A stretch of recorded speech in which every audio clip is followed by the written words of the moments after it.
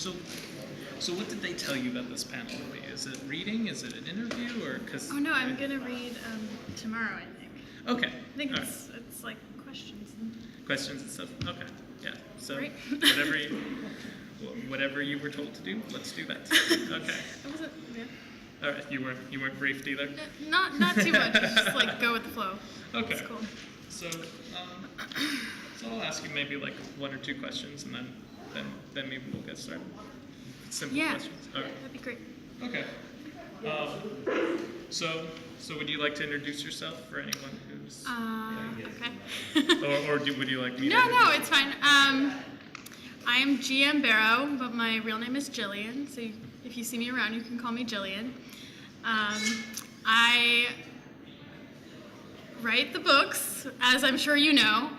I got started writing, ghostwriting books about 6 years ago now for different licensed properties. I worked on the Glee books for Fox and a couple other series, but they were all ghostwriting jobs. So My Little Pony is my first series with my name on it, which is pretty cool. Thank you. It came about in an interesting way. I worked with this editor named Erin Stein, who does the pony books, and she thought I might be good for the series, and she asked me to come in and talk about it. And I, of course, love My Little Pony. I grew up with it. I have a huge box of them still at my house at home. And I didn't know it was such a popular thing again, but I, of course, said yes, because why wouldn't you? And I started kind of delving into watching the show and learning about it and learning about the fans and everything, and I took it very seriously and tried to learn everything I could about it. And yeah, so here we are. Got 5 books out right now. The most recent one is Rarity and the Curious Case of Charity, which came out a few weeks ago. I don't know if anybody has bought that yet, but it's really fun. It's about Rarity has sort of an intern kind of assistant who comes to work with her, and she ends up kind of copying her a little too much. And it's kind of about, you know, when you have maybe somebody that looks up to you and instead of putting their own spin on things, kind of starts to imitate instead, and how that goes. So yeah, I don't know. Should I say any more? Is that good? No, that's good. That's perfect. You have another book coming out. That's it's Applejack and the Honest to Goodness Switcheroo. Is that coming out? Yes. That is coming out, I believe, July, I think. You can pre-order it now. You can pre-order it now. All right. Would you like to? Should I talk about that, or? Or yeah. Tell us a bit about that. I mean, give us the inside scoop on the future book.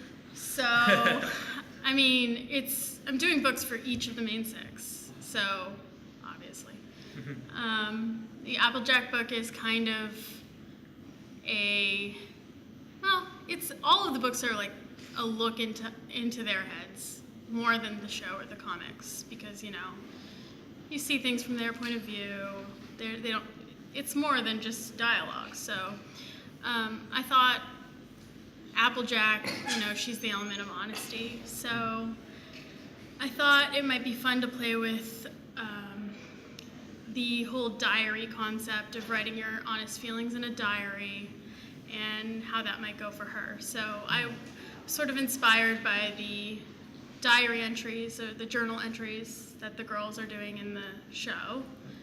And so it's kind of a fun switcheroo with that, if you get that from the title. Yeah. So do you get your plot layouts, do these come from like Hasbro or Little Brown Books, or do you get full autonomy over that? Basically what happens is when I get assigned a book, it's just the character, and then I come up, pretty much like the show writers, I come up with ideas for themes I want to do for that character, and I'll come up with like 3 ideas or so, it depends on the one, and kind of flesh them out, pitch them, and then Hasbro will talk to me about what they want, and usually there's an idea that stands out that they like the best, and we work on it together, and getting information from the show writers too, and trying to make it a nice little side story with the show so that it complements the show and is aware of everything that's on the show, yet it's just another standalone story. Right. Do you get privileged information? Of course. Yeah. You know the future. Oh yeah. Yeah. So which pony is your brother at Equestria LA said that you grew up to be a pony.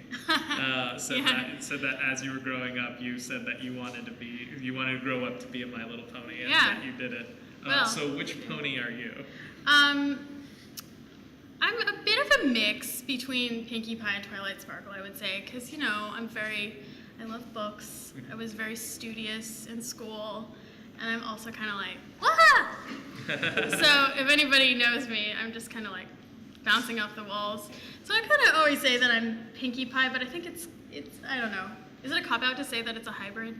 No, I think actually everybody kind of falls into a hybrid. Yeah. I've never met anyone who's just like, I am 100% Pinkie Pie. Right. Yeah.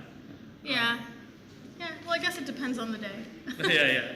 Yeah, some days. I mean, I like to do, a lot of times I'm broody Rainbow Dash. Right. I'm just like, I am going to feel sad today and you can't stop me. Well, some days are like that. But also, Twilight Sparkle, I identify so much with like the shining armor stuff because of my older brother. Oh, yeah. I feel like our relationship is so similar. He lives really far away. He lives in LA and I live in New York. So I always like to call LA the Crystal Empire. Oh, nice. It's really cheesy. I'll send him like little, sometimes screen caps from some of the comics that I buy. Like recently there was the Twilight Shining Armor thing, and there was like a little frame that really like got me kind of choked up where she was like saying something to him. He said, "I wish you could visit more." And she's like, "Oh, I'm not going to let distance or adult grown-up stuff like get in the way." Aww. And like I was like, "Oh," and I sent it to him and he was like, "Oh, that's so cute." I'm getting like choked up about it now. Gosh. Anyways. Yes. Okay. Yes. I mean, I guess before we all start breaking into tears about our distance loved ones, you have a passage of the book that you were going to read, right? Or is that? Oh, if you don't, then I have more questions. I was just trying. Didn't bring the books because okay. I thought that I was doing that in a different. Oh, okay. Thing. Well, then I'm going to keep talking to you. Okay. I spent a lot of time. I read the Crystal Heart spell like this week, so that way I can prepare to talk to you. And so I'm going to ask my questions. Okay. So where did you learn to write? Sorry. Where did I learn to write? Well, I guess I can say I learned to write by reading. So you're one of the talented people. You just read and I took AP English in school, junior and senior year, and I was always writing stories when I was younger. I recently, when I was home, found a box of old schoolwork, and there was a notebook of stories that I started reading that were actually like pretty cool, like pretty good stories. And it was very interesting for me to see that because it was never really my goal to become an author.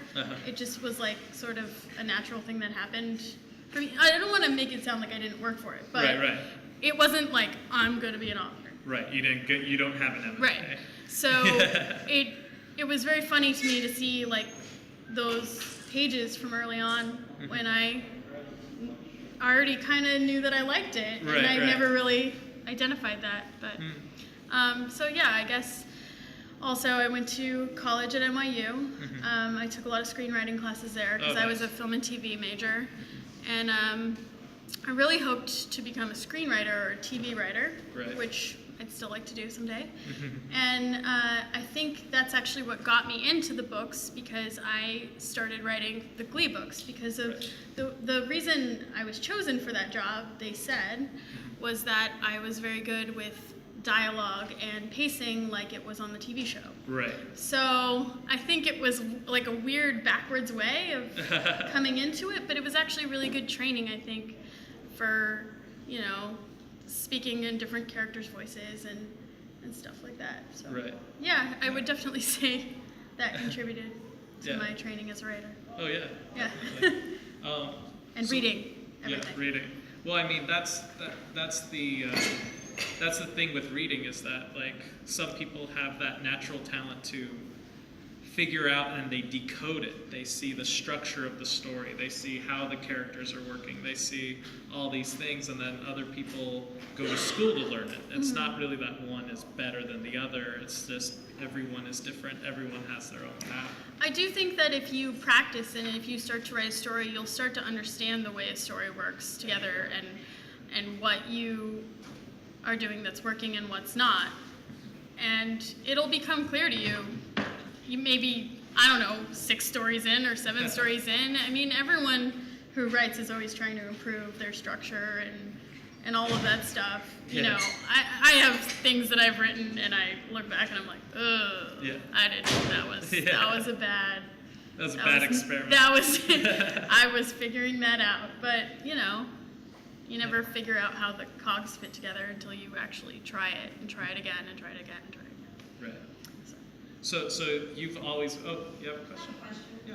Do you have a favorite one, like a favorite pony that when you start writing about it or that you started, like you were like, I really think my heart is this one. Do you have a favorite, or is there? Well, I do always like to say that Pinkie Pie is my favorite, but I think like whichever one I'm writing, I try to like put my heart into that one and think about the qualities that that one has and how I can like, you know, if I'm writing about Applejack, I think about how much I love my family and like what I would do about that, or, you know, because they all have like these qualities that are in. There is one that you Yeah, prefer. I mean, I like writing about or writing Pinkie Pie just because she's so silly and you can make up like gibberish and it's funny, you know, and it works because she says almost anything.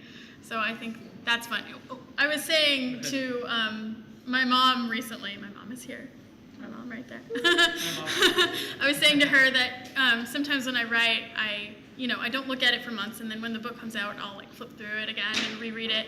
And I read something in the Rarity book that Pinkie Pie said, and I made myself laugh. And I was like, okay, but you know, that's awesome if you can make yourself laugh. Yeah. You're probably gonna make other people laugh. But I was like weirdly proud of myself for that. Yeah, I do that all the time, but I also always laugh at my own jokes. So it's a good thing to do. Yeah, I'm At least just kind of someone's shameless. Yeah, but I mean, it's really the no tears for the writer, no tears for the reader. I mean, you distance yourself from your work over time, and so then now it's like it's written by somebody else, and so it should be funny to you. Yeah, it is strange because certain parts I actually really don't remember writing. So you go into the zone. You know? Yeah. So what was your first reaction? Well, I guess you've been a fan for years, so there's no what was your first reaction to like the Lauren Faust rendition of My Little Pony? Because that's a very different one from what you grew up with. I thought it was wonderful. I thought it was funny and adorable and exciting and engaging and all of those things. And I understood immediately why it was so popular. Right. You know, I mean, for work, I had to watch all of My Little Right, Pony, right. so Which is an that's excellent hardly job. bad. So, Yeah. I mean, sometimes, you know, when you're given licensed material to work off of, it's not always so pleasant, but I Right. definitely noticed that I enjoyed it quite a lot, and, you know, I liked Powerpuff Girls when it was on and stuff like that, so I thought it was great. So speaking about like working with licensed materials, like what do you think you would write if you weren't doing like licensed materials, or do you ever want to, or would you ever think about not writing licensed material? Of course. Yeah. I have a few projects that are partially finished that I'm hoping to get finished Right. and published and, you know, Yeah. to the stars. To the stars. Yeah. Yeah, Of course. I think all writers, want to create something from scratch eventually. Right. Any of those a pilot?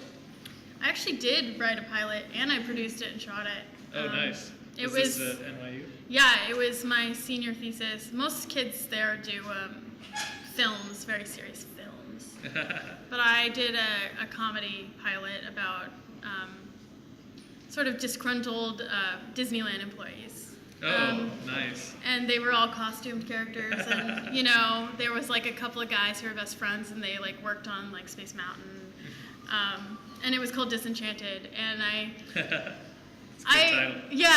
it was fun, and like a lot of the scenes took place in like their break room and like behind the scenes, and it was kind of like the princess character was very like she kind of had a dirty mouth, and it was against type of what you see in the park, so. It was really fun. I mean, like, I've always liked doing kind of like happy, sparkly, sort of funny stuff. Like, that's like my style. So if I did something else, it would probably be the same tone as Pony. Yeah. I had a question. I lost it real quick.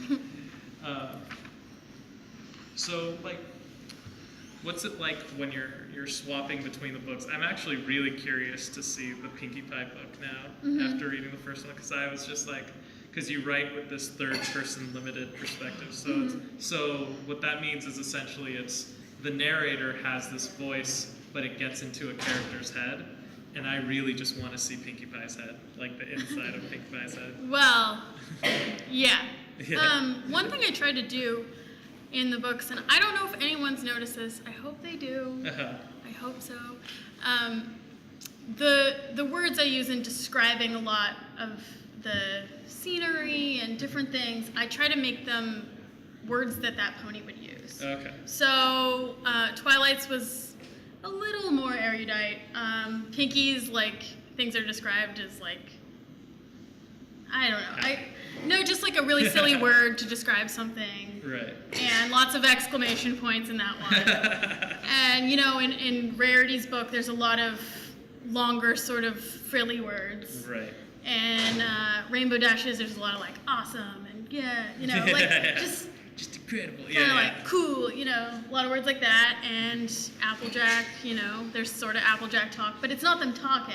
Right. It's the narration, and I really tried to like make the distinctive styles for that each, so each character had sort of that narration, even when it wasn't exactly their thoughts. Right. The so what I noticed, like, it did seem like the narrator did have, while both being Twilight Sparkle, seemed to be kind of its own character in the Crystal Heart spell. Like, are you channeling like a certain voice, or are you trying to? I don't know. I don't really know the answer to that. Yeah. I don't know. Because maybe it was just my experience, but I read it as like the very beginning of the prologue of the first episode, where it's just, the Twilight book is a little bit different than the other books, I would say, because it was the first one. So there's this whole part in the beginning where it's kind of talking about like Equestria and what's going on with Equestria, and the other books aren't really like that. They just kind of jump in like an episode. So it is kind of like the start of a season, I guess. Right. Yeah. So does anybody have? You have a question. Sorry, can you talk at all about the upcoming Daring Do books that I know? Sure. So the Daring Do books are coming out in October. I wrote them with A.K. Yearling. We had secret meetings.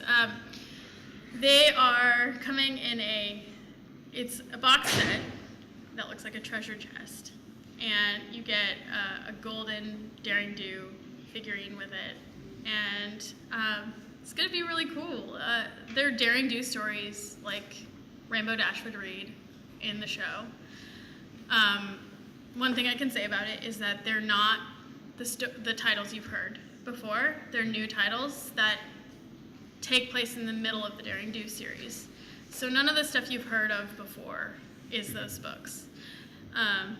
Because we wanted to break new ground with that, so. Right. Which was a bit of a challenge. Yeah. But I think they're really cool, and they're fun, and and you get to see some new places in them and some new fun characters and daring do awesomeness. And I don't know, do you have any more specific? Okay. I hate to ask specifics because I don't know like what you can Right. say and all that stuff, but that's awesome. I appreciate it. Yay. Yeah. Yay. So what was, maybe this is maybe you might be uncomfortable answering this and may feel arrogant, but what's your favorite thing you have written? Oh man, questions like this. I'm good at questions like this. I'm sorry they picked me. My favorite thing that I have written. Oh, I don't know if I can answer that. Yeah. I think that's hard. I mean, because I feel like as a body of work, maybe the main 6 books. Right. But I don't know that I can choose one as specifically my favorite, because they're about each of the different ponies, you Right. know? I have like parts that are my favorite parts, but you know. I can't. I can't choose. I can't choose. It's like picking from your children. Yeah, sort of. You ready? Is it true that Applejack is Pinkie Pie's cousin? Maybe. Maybe. You ready? Who do you think was, which one was the easiest one to write Easy. out of the main 6 books? I would say the easiest one to write was Pinkie Pie for me, because I just thought of what silly thing I would say. And also the notice I was like how Pinkie Pie like explains everything. I also noticed it because I just got to the part where she's on the movie Yeah. and she explains it like she's she said. Here, come up here and speak in the microphone.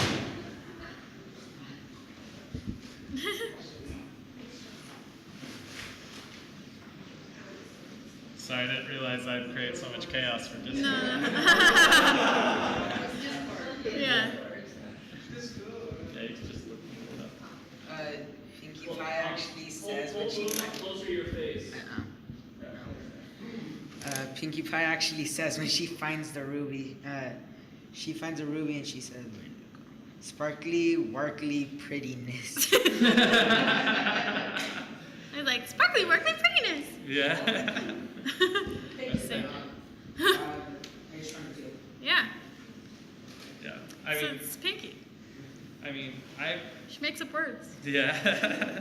I particularly love the use of language. I was going to swear you had a poetry background, to be honest, because I tend to overly analyze all the writing of everything, and you tend to use a lot of consonants and like it's.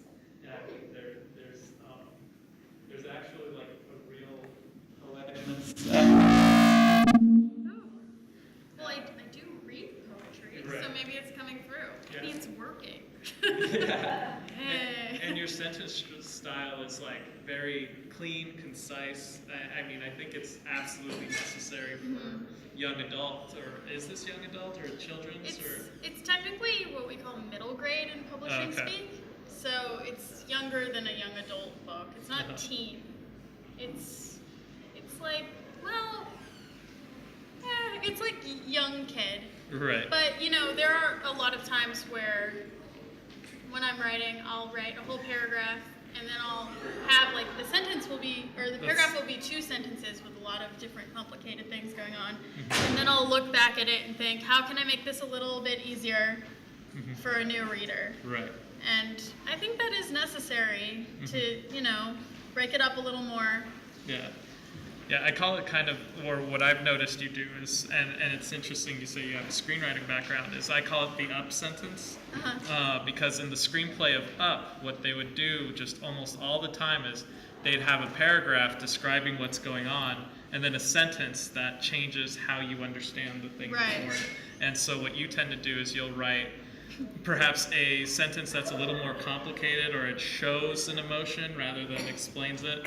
And then there's just this nice little clean sentence that just goes like, he's nervous in front of the princess. And then, so like a new reader can understand without knowing all the social cues and what an adult reader would pick up. Yeah. Well, you definitely, when writing for a new reader, you have to think about that stuff. Yeah. So, yeah. I've got a little backlash from that, but, you know, I still have to write for my audience. Uh-huh. From your childhood, which books did you particularly enjoy to read growing up? I loved Roald Dahl, and I loved historical fiction. There are a couple books, like, there's an author called Gail Carson Levine. She wrote Ella Enchanted, which was a terrible movie, but the book is amazing, and I loved it, and I read it over and over. She has a couple other really good, they're fairy tales, basically. What else? I mean, I love Harry Potter so much. I've been to every midnight showing, every midnight book release in my Hermione costume. Oh, nice. Yeah. I mean, that came out when I was in middle school, and I remember going to my school librarian and, like, she said, "Oh, I think you'd like this." It wasn't, like, that popular yet. Right. But, yeah, I feel like I kind of grew up with that. When I was way younger, I don't know. I just read a lot. I read everything. My dad read to me. We used to keep, at school we had the 1,000-page club, which was neat. I don't know if anyone else had that, but you had to read 1,000 pages and you had to log all the books you read and how many pages they were.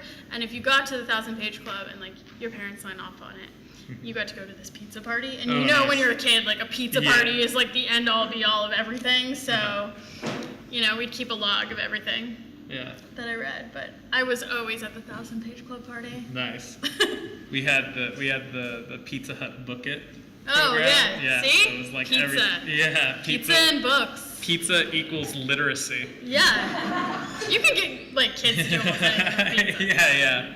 Or actually adults, too, for that matter. Yeah.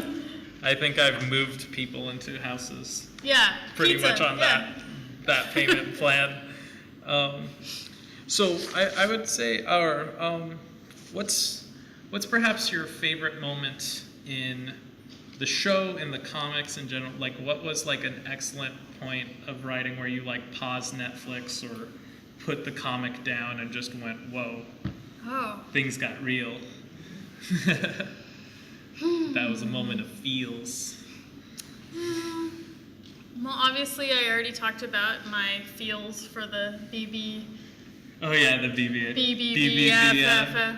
Whatever. I can't. How many B's? How many F's? I don't know. Yeah, that always affects me. And let's see. I don't like when Picky Pie gets sad, which is funny because in my book she gets kind of sad. But that makes me sad.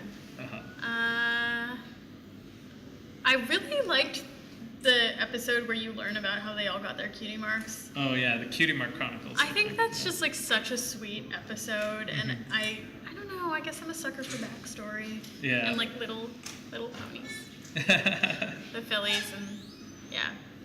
I don't know. I guess I'd like some of these questions I'd have to like really think about all the times. Sorry. I don't know. Maybe I'll like mull that over and come back to it. I have like a worse question if you want. Oh, all right. What's that? What's a question you wish no one would ask you? Oh.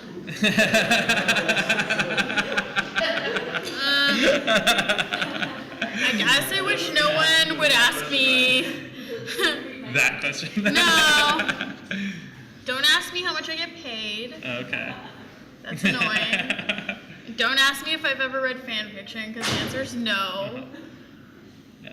And do you have the same restriction? Because I know the show writers, they're not supposed to, they're like actively told you are not supposed to read fan fiction. And I want to say the comic writers, maybe they have that restriction, but clearly if you read the comics, they don't follow it.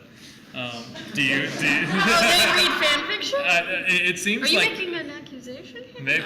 No. It seems as though there's a lot of like fan fan inspiration in the comics. The wording, my contracts are different than theirs for sure, but I've been told, and also I just wouldn't, because it's just a bad idea. Yeah. You know, like, stuff stays in your brain whether you think it does or not, and I would not want to steal someone's idea without meaning to.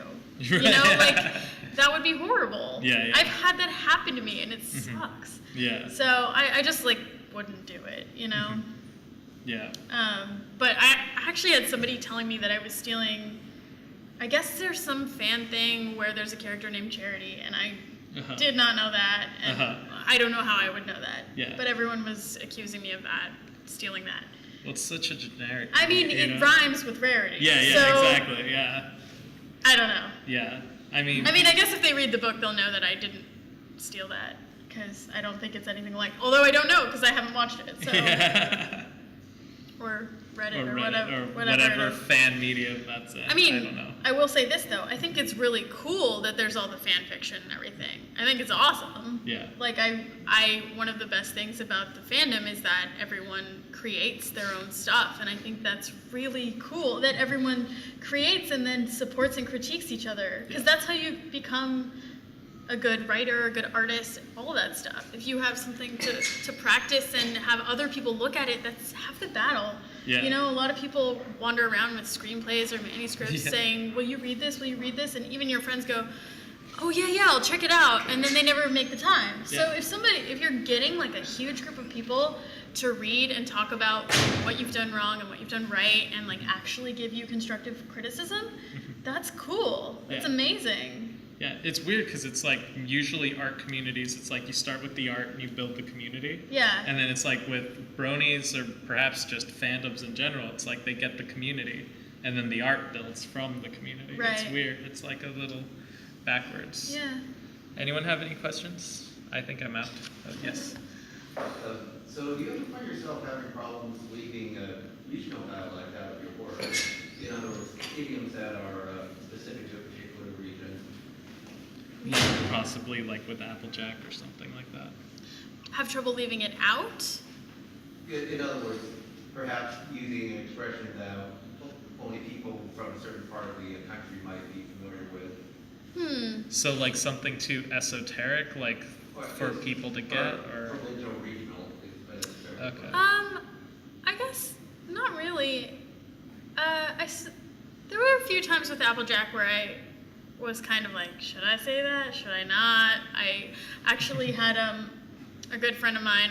I used to work on Law and Order SVU, and one of the actresses from that is from the South, and I asked her to like give me some phrases that she might say, to bring in some new phrases, because there's all the Applejack phrases, which of course I drew from, but like I wanted to get some new stuff in there, so she was giving me all these. I couldn't use most of them because most of them were like dirty. Well, some of them were, but I don't know. You'll see when you read it. There's a couple new ones that I thought were pretty funny. Yeah, so I did ask for advice on regional dialect, but regional dialect is pretty difficult to write in an accent, and it can seem hokey sometimes. But yeah, in the Daring Do books, you'll see a couple different regional dialects too. She's like excited. Yeah. So I don't know if that answered your question or not. Right here. I was curious if Hasbro has ever squashed an idea that you pitched to them because it interfered with something they were planning on doing in the show or in a movie or anything like that, or if they either planned to do it or it was going to somehow, just interfere in some way. Actually, yes, that has happened. There was it's fine to tell this now because it's so far after the fact, but the first, in Twilight Sparkle's book, my original draft had Chrysalis as a villain, and there was a whole different ending and a different, obviously, it was a very different story actually, and I just kind of like, I guess we hadn't figured out like what information I should be privy to yet, and they kind of figured out, oh wait, she needs to know more than that if we don't want it to clash, because they didn't tell me why I couldn't use her, but it was because the comic books were doing a big arc with her at the time, and So I was told that they wanted more like minor antagonists. So I kind of like drew upon what was available, because I wasn't trying to create a ton of new characters right off the bat, you know. So that's happened a couple of times, and there's been some other things that I can't really talk about too much with the show, and trying to remain like keep the continuity with the show, which is it's kind of hard because there's like now with the comics and with the books and with the show, there's so many stories happening all at the same time, and different release dates, and you don't always know when the release date is, and like I don't know, has anybody read the Rainbow Dash book? She read it. You'll see there's a part in the book where Rainbow Dash kind of acknowledges, like, the ponies all share a look, saying that they know Daring Do is real. Right. But I couldn't say that outright because I didn't know when the book was going to be published. Right. And I didn't want to reveal that before the show had revealed it. So it actually ended up being like so much after that episode had aired. Yeah.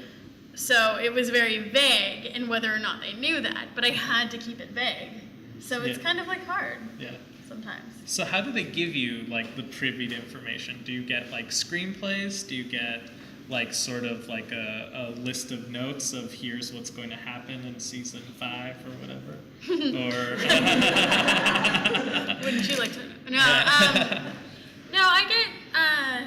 Sometimes I'll get premises. Sometimes, or I'll get full scripts as they come out, and then there'll be later drafts of scripts, and it's not always like reliable. I never really know when I'm going to get that. Mm-hmm. So, yes. Yeah. Do you have a copy of the elusive show Bible made by Lauren Faust? I do not. I know stuff from it, but I don't have a copy of it. Oh, okay. No. Yeah. Did they change show Bibles when there was like the transfer of power to Megan McCarthy? I don't believe they changed show Bibles. I think everyone thinks that the show Bible is more comprehensive than it actually is, yeah. But I don't think I've seen everything, so. Okay. But the show's kind of like, it evolves too. Mm-hmm. Right, yeah, season by season. Yeah. Yeah, usually by like season 3, that's when most shows do change, like dramatically change from the first season. So yeah, It's usually just a natural progression of TV. Mm-hmm. So about yourself, like what's your writing process? How do you get into the blank page? Well, it's pretty hard to start something for anybody. I think a blank page is pretty scary. Usually if I'm having trouble starting something, I start writing by hand. And that's if I'm stuck anytime. Writing by hand is really, really good. You should all try it. It helps because I think there's not so much pressure about, this is it. You know that you have to type it up anyways. So when you type it up again, you'll see immediately what doesn't work about a sentence or a paragraph, or, something that you wrote and you go, oh, geez, what was I thinking? But I actually write most of my books by hand first, or in chunks by hand. I have stacks of notebooks with all of those books in them. Like, it's kind of fun to look at how it's changed too. Sometimes I'll be going through stuff and find like a page from the Rainbow Dash book, and I'll be like, oh, that looks exactly the same as it does in the book, which is pretty rare, but right. Yeah, usually. Or like this changed, or Yeah. So I like to write by hand, and sometimes I procrastinate a little. What's your procrastination method of choice? Doing anything but working. Okay. No, those dishes are in the sink, or the dog needs to be walked. Oh, look, he's sad. He needs a walk. I wish I was that productive with procrastination. Oh. Or, sometimes I'll rewatch an episode. Oh, I need this for reference. Right. Or sometimes I do really need it for reference. I don't know. How do you procrastinate? It's Netflix. See, that's too much like, I'm watching Netflix now. Right. You can't, unless you're putting Netflix on in the background. while you do something else. That's double procrastination. Yeah. I don't know. Sometimes I'll put like Top Gear, something you don't have to like pay attention to. Then I just get distracted from my distraction, and it never ends well. Yeah. I have a problem. It's an issue. No. Yeah. But the best way to finish anything is to start it. Yeah. And to work on it. Yeah, just dive through. Yeah. Anyone else? Pinky's comic book introduced the names of Pinky's family. Uh-huh. Were those names given to you, or what? I think it's fine to say this now. I was like trying to hold this close for a long time, but I had originally given them the fan names. Oh. Inky, Blinky, those names, because I thought they were cute. I liked them. I had heard them at a convention or something, or just, I don't know. And I thought it was fine, you know? I didn't, whatever, Pac-Man and all that. Right. But then I was like made privy to some other information about mod and stuff. So I had left those in the book, but Hasbro sent me a list of names that they thought were good names, and I got to talk to them about what I thought were good names, and we all decided together. Yeah. And actually, I was talking with Jason and Jim about this, and they also had some say in that too. I think that they came up with the original names, and then I sort of gave my final, I think this works too. So you guys are like all collaborating on the canon. Yeah. Directly. Yeah. Yeah. Yeah, definitely. And I think it's actually strengthened by us getting to see each other at conventions and stuff. It's good. Then you could go, you ruined my name for mod. No. I think it's all good. Yep. I like the names. I think they're cute. Yeah. I don't think I've had a name that I've had a problem with. Yeah. Anyone else? Well, related to that, how did the backstory of Princess Kingdoms come about? That actually was something I was told about from Megan McCarthy. And if you ask her about it, she will confirm that too. Hasbro had a very specific way they wanted to deliver that information, and I told the story of it. So I was given the, sort of bullet points, and then we talked about it as everything. It's a collaboration. Right. And everyone decided that together. Oh. So, Nice. yes. Yeah. Do you feel like I think you kind of touched on this, like does the collaboration kind of like iron out how solid the story is, or do you feel like it hinders it? Or No, I think it's good. I think, all of the show staff and me and the comic book writers, I mean, I guess I can't speak so much for all of them, but I know that we're trying to make everything work together as best as we can. Yeah. There are always going to be little inconsistencies, and that's in everything. That's in other fandoms or other series too. It's when you have so many people working on something, that's always going to happen. Yeah. It's not going to be perfect. Yeah. But we do try. Yeah. We do definitely try for that. So. Yeah. Yes. Just out of curiosity, you said that you do a bit of writing by hand. Do you prefer to use a pen or a pencil or? Oh, I use a very specific pen. I can only use one type of pen. It's a Sharpie felt tip Sharpie pen. They're like not Sharpie permanent markers. It's a pen. And it has to be medium point, not fine point. And I have to have either a yellow legal pad or like a school notebook. So would this not work, a white legal No, pad? I guess that works. I just say yellow because it's like the ones I have are yellow. But yeah, that works perfect. Yeah. It's less pressure when it's not so pretty of a notebook. I think that works the same for like diaries and journals too. Like you don't want to mess it up, It's all about relieving the pressure. Yeah. Do you keep a journal? I actually do, yeah. When I remember to write in it. It's actually quite cathartic, I think. I think it's a good thing to do, for writers especially. Right. And to like look back at fun stuff you did or how sad you were, and Yeah. then reflect and think about how happy you are now. I kind of use it to like cannibalize.